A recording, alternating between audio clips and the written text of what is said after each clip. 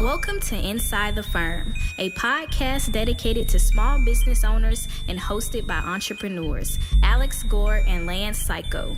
Each week, they take you on their journey of how to start, run, and grow a business by bringing you inside their architecture and real estate development firm. Get a behind-the-scenes tour of how these business leaders manage their clients and foster company culture while creating new and innovative projects. And now your hosts, Alex Gore and Lance Cayko. Before we get into today's special episode, wherein I interview Sarah Barett of VectorWorks, I have a question for everybody. What if your boss asks you to put together the CAD details for your firm's next project? What is your next step? Is it to use a basic internet search only to find outdated or incompatible details? Grabbing the details from the last project and hoping they fit? There's an easier, faster, less stressful way to get the information you need. ArcCAD.com. ArcCAD is the #1 most used website for finding building product information, and it has over 15,000 CAD details based on real manufacturers' products. Use their powerful search engine to find the right files for your project. Best of all, it's free. You don't even have to register. Just go to ArcCAD.com. That's ARCAT.com and start building better content today. Welcome to another special episode of Inside the Firm. We're at the AIA 2019 conference in Las Vegas. I'm here with Sarah Barett, Senior Architect Product Specialist at VectorWorks, Inc. Sarah brings more than a decade of experience as an architect and graphic designer, as well as professional expertise in the field of parametric modeling. To her role as a Senior Architect Project Specialist at VectorWorks, Inc., in addition to serving as an architectural expert and BIM specialist for the company, Sarah helps create best practices for Marionette, the integrated algorithmic modeling tool in VectorWorks software. She also leads webinars and workshops on a variety of industry topics and develops materials to help customers improve their workflows and design processes. Sarah has a Master's of Architecture from the University of Michigan, Go Wolverines, and a Bachelor's of Architecture and Architectural Studies from Brown University. Sarah, welcome to Inside the Firm. Why don't you kick us off by telling us a little bit more about what led you to work for VectorWorks, Inc.? Well, thank you for having me. I'm happy to be here. Well, I actually got recruited by VectorWorks because I had experience with algorithmic modeling tools, specifically Grasshopper. And in 2015, VectorWorks was developing its algorithmic modeling tool, Marionette. And so they found me on LinkedIn and asked me to apply for a job, and the rest is history. You heard it there, ladies and gentlemen. Get your LinkedIn together. Get your life together on LinkedIn, right? Exactly. It works. People find you. People actually sometimes reach out to me and say, do you want a job? And I'm like, I don't think my business partner would like that very much. And then they laugh. So that's awesome. Very cool. So was your experience with Grasshopper, it was all in college, right? And you Yes. just put that on there and said, I just know what I'm doing. Did you have like examples of your work on there or anything like that? Or was it just? No, it was just part of my resume as something that I'd done in college. Very cool. Very cool. All right. Well, tell us more about VectorWorks, because I'll be honest with you, we're Revit, and that's okay. Yeah. Diversity is good. So tell us more about VectorWorks, what it is, and how it's currently being utilized in the architecture community, please. So VectorWorks is a BIM software. We're a direct competitor of Revit, but we are designed around an architect's design process. So it's a very flexible software. It allows you to go from concept to completion all in one space.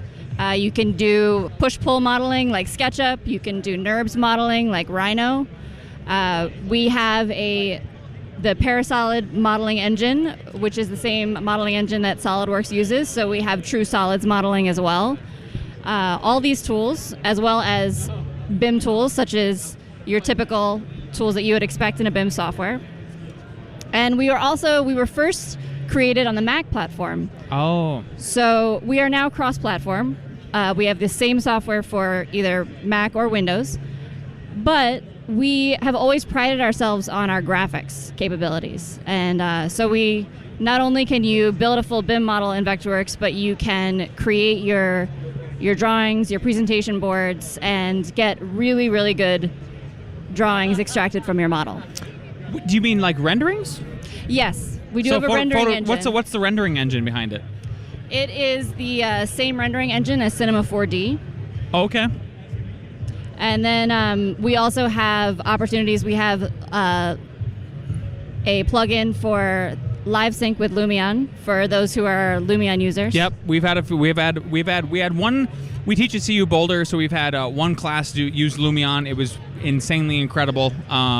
It's a really impressive the realism software. is pretty incredible. Yeah. When did you graduate? I graduated in 2012.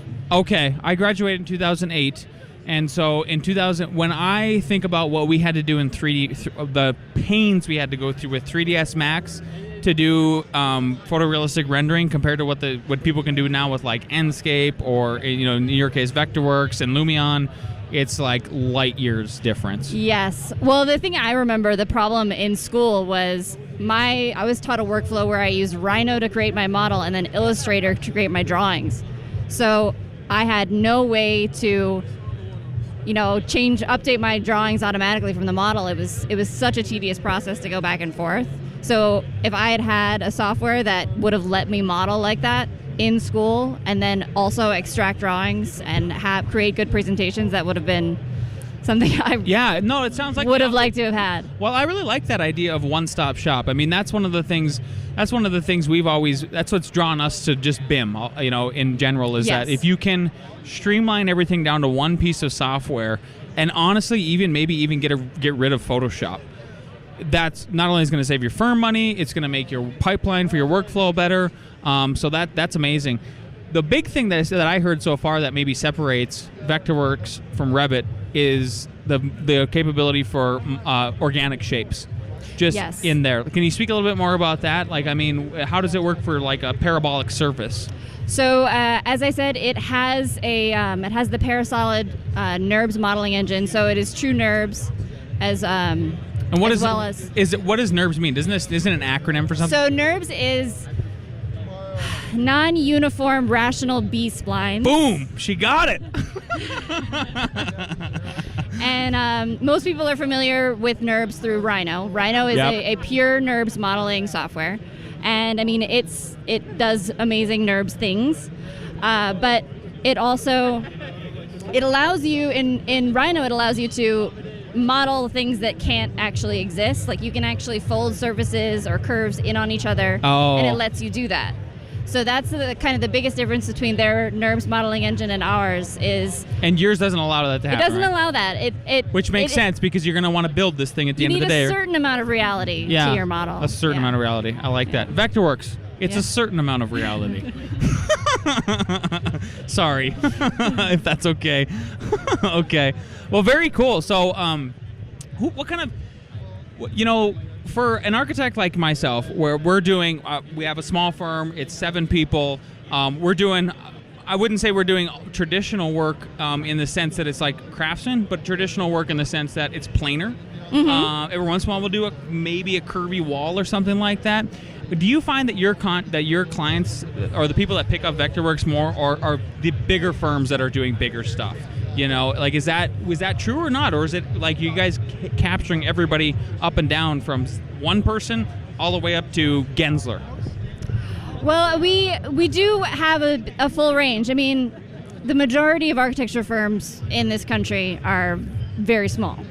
I mean, it's mostly 1 to 10 is the typical number of architects in a firm, and so that's the majority of our clients in this country. We also have a large market share in Europe and Japan, and a lot of our bigger firms, our bigger clients are in those countries. But we like to consider ourselves a design software foremost, and a BIM software as kind of the bonus to it.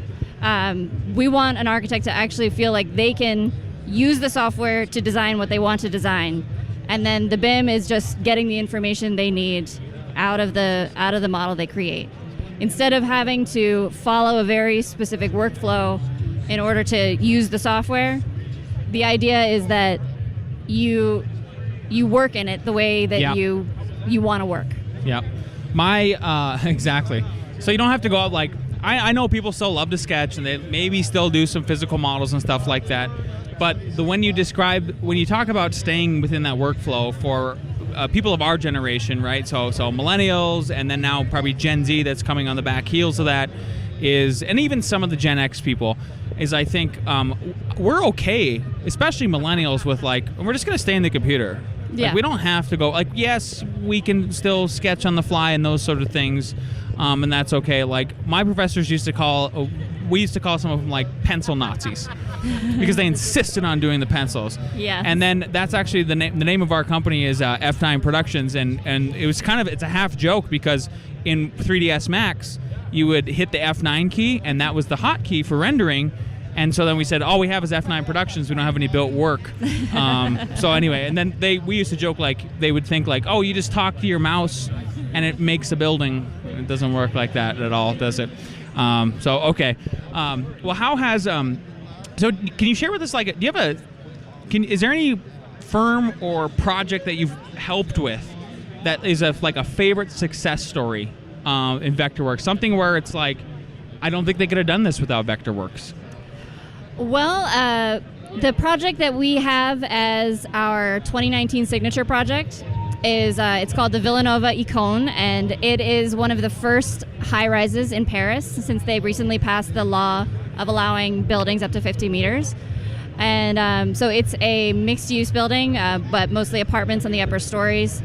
And it's the wonderful thing about it is that it was done actually with a mostly 2D workflow, and they were able to use VectorWorks in that kind of 2D process, and then we were able to actually help them take the model into a BIM workflow, all in the same software, and help teach them how to convert their 2D modeling or 2D drafting workflow into a 3D modeling BIM workflow, all using the same software. They cut their teeth on a skyscraper learning VectorWorks? No. They've been using VectorWorks for a long time, but they've been using it in a mostly just 2D fashion. The 2D way. Oh, yes. Okay. So they were able to, but the great thing is they've been wanting to transition to BIM. So we use this project as a training resource for them to get them to start understanding BIM workflows with a project that they were very familiar with because they designed it themselves. Yeah, very cool, very cool. So kind of on the lines of, I was going to ask this question later, but I kind of feel like we should ask it now. Because we already mentioned, when I was in college and you were in college. So how do you think technology has changed how young architects are being taught to approach design problems? Well, I think it's really allowed students to actually spend more time on design, because with students being so much more savvy when it comes to technology, as well as the technology tools improving, it's less time in production, less time trying to just get something up on the wall. So the idea that you can use these tools to really test your designs, specifically algorithmic modeling tools, allow someone to really run the gamut of all the different opportunities that they could have with a design by automating the process. Have you heard from any faculty, though, kind of along the lines of what I was saying earlier, any pushback to that of no, they still need to sketch? Or has it just been, or is everybody kind of over that hump, do you feel like? I think they are over the hump of sketching, but I do notice I do a lot of work with students in universities, and it's hard to bring new softwares and new technologies into schools, because if the professor didn't have any exposure to it, they want to teach what they know, and so there is the issue of comfort with new technologies for educators that I think that would be, you could see there'd be a huge improvement in that once we get more people a little bit further. Yeah, you need more professors my age and our age in there. Yeah. We actually, the course we teach is sort of like a Renaissance course. They do, but it's 1 week of sketching, 1 week of hand drafting. You're into Revit. After that, just you're into Revit, and we're just done with it. Yes, you have your base. Appreciate that you don't have to do those things. utilize Revit or another BIM software, right? I think that would be super helpful. Okay, great. Is there anything on the horizon for VectorWorks? Any upcoming improvements, software updates that you can share with us? Anything in beta testing? We put out a new version every year. I can't tell you exactly what we have coming out this year. We haven't released that information, but I am very excited about this release. Our last release saw a lot of improvements in drawing creation with a new data tag tool and creating new 2D components for hybrid objects. And this version is a lot more data-driven, a lot of new ways to organize your data and new data tools. Very cool. Well, once you can tell us, that would be awesome. We'll keep an eye on you guys.